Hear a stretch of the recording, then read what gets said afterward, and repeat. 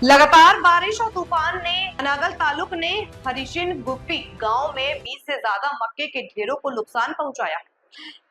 20,000-30,000 रुपए प्रति एकड़ निवेश करने वाले किसानों को नुकसान उठाना पड़ रहा है, क्योंकि पानी घुसने से फसल खराब हो गई है और व्यापारी भीगे हुए मक्के को खरीदने से कतरा रहे हैं। किसान फसल को बचाने के लिए एक तरपाल से ढक रहे हैं।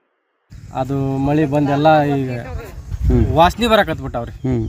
ಇದು ಯಾರು ಅವರು ಒಬ್ಬೊಬ್ರು ಮಾತಾಡ್ತಾರ್ರಿ, ರೈತರು ಬೆನ್ನೆಲುಬು 2 ಎಕರೆ ಒಳಗೆ ಬಿತ್ತಿದ್ದೀವ್ರಿ, ಅದು ಇಳುವರಿ ಇಲ್ರಿ, ಬಂದದ್ರಾಗ ಒಂದು ಸ್ವಲ್ಪ ಇದು ಮಾಡ್ಕೊಳಣ ಸಾಲ ಫಲ ಮಾಡಿ ಬೆಳೆ ಬೆಳೆದಿದ್ದೀವ್ರಿ, ಅವು ಹಾಳಾಗತ್ತವ್ರಿ। ಅದಕ್ಕೆ ಟ್ಯಾಕ್ಟ್ರಿ ಬಾಡಿಗೆ ಕೊಡ್ಬೇಕ್ರಿ, ಗಾಳಿಂದ ಹೋಳಿಂದ ತೆಗೆದ್ರೆ ನಮ್ಗೇನು ಉಳನ್ರಿ ಇದು ಸುಳ್ಳ ಮತ್ತು ಹಾಳಾಕತಿ ಅಂತ ಇಷ್ಟು ಬೆಳಗ್ಗಿಂದನ ಒಣಕದು ತೆಗೆದು ಮಾಡತ್ತವ್ರಿ। ಹರಿದ್ರೆ ಮಾರಾಟ ಆಕವ್ರಿ, ಬಿಸಿಲು ಬಿದ್ರೆ, ಇಲ್ಲಾಂದ್ರೆ ಇಲ್ಲ ಹಾಳಾರಿ ಇದು 45,000 ಖರ್ಚಾಗೈತ್ರಿ, ನಿರೀಕ್ಷೆ ಮೀರಿ